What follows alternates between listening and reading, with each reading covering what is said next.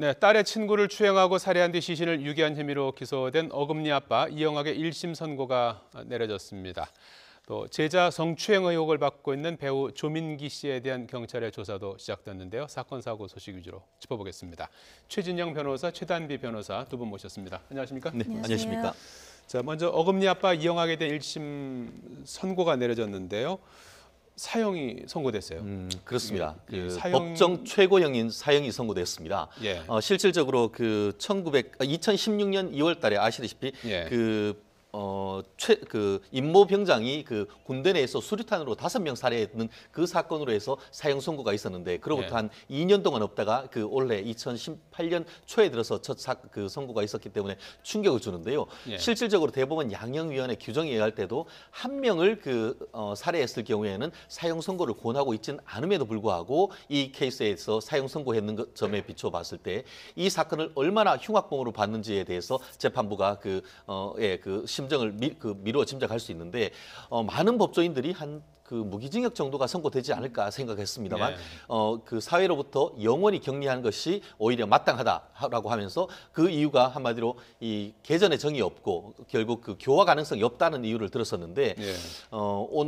아마 이 사건이 제가 봤을 때도 상당히 어떻게 보면 살인 사건에 있어서도 굉장히 중형을 선고했는 케이스가로 평가될 것 같습니다. 어떤 내용이 이런 주형을 선고하게 된 배경이 된 것 그렇습니다. 같습니까? 실질적으로 지금 현재의 대법원 양형 기준 같은 경우에는 예. 중대 범죄 내지는 이와 같이 인명 경시 살해 같은 경우에 이제 무기 이상을 권고를 하도록 돼 있는데 이 사건 같은 경우에는 어린 여학생을 유기를 해서 또 성범죄까지 붙이는 다음에 살인을 했고 그리고 예. 살인을 한 이후에도 이 사체를 유기를 했지 않습니까? 예. 그리고 그것 이외에도 보면은 이 한 8억 원이 넘는 어떤 모금을 해서 사기를 했다는 점 그리고 그 이외에도 보면은 자기 부인에 대해서도 학대를 했고 그리고 또 본인의 이제 새 아버지에 대해서도 허위로 신고를 했다는 점에 있어서 전체적으로 5가지 이상의 형을 지금 유죄를 받았는데요. 말씀드렸듯이 가장 핵심적인 것이 아동 청소년 성보호에 관한 법률상의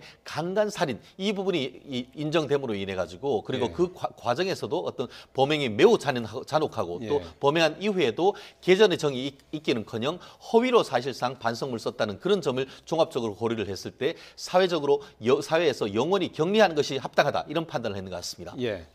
이영학의 딸에 대한 선고도 나왔죠. 네. 이 장기 6년, 단기 4년이 선고되는 게 어떤 의미가 있는 겁니까? 사실 이것을 보시면은 일반 네. 분들은 왜 이영학은 지금 사형이 선고됐는데 그 딸도 사실은 공범이 아닌가. 네. 근데 왜 이렇게 장단기로 나누는가 하는데 이것은 소년법이 있습니다. 왜냐하면 이 딸 같은 경우는 아직 미성년자거든요. 미성년자라면 소년법에 따라서 형의 선고를 받는데 소년법은 좀 특이해요. 그래서 네. 일반적으로 우리가 보면 사형, 무기징역, 징역 몇 년 이렇게 하는데 소년법은 단기와 장기를 나눕니다. 그래서 오늘 보시면 장기 6년, 단기 4년이 선고됐죠. 예. 이것의 의미는 아직 소년들은 개화를 하고 교정을 해야 되는 주체라는 거예요. 그렇기 때문에 교정 당국의 평가를 따라서 만약에 단기 4년이 채워지면 그때 평가를 해봤을 때 많이 교화가 됐다. 이제 나가도 괜찮겠다라고 하면은 조기 출소할 수 있는 그런 좀 특이한 소년법의 제도입니다. 예.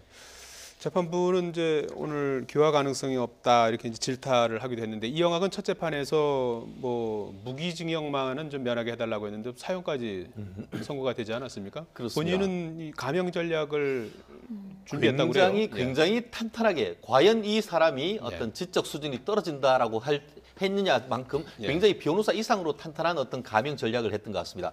최초의 어떤 재판 같은 경우에는 무기징역은 피해달라, 나중에는 사형만 피해달라라고 하면서 거의 본인 같은 경우에는 한 300장이 넘는 반성문을 계속 썼다고 합니다. 그리고 실질적으로 청와대에까지 탄원하는 그런 내용을 지금 보냈다고 하는데요.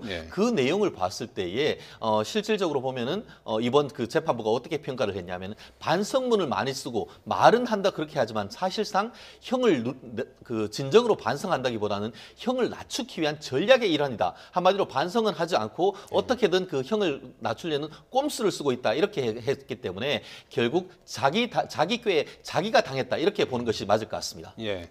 자서전 집필까지 계획했다는 것은 어떤 의미입니까?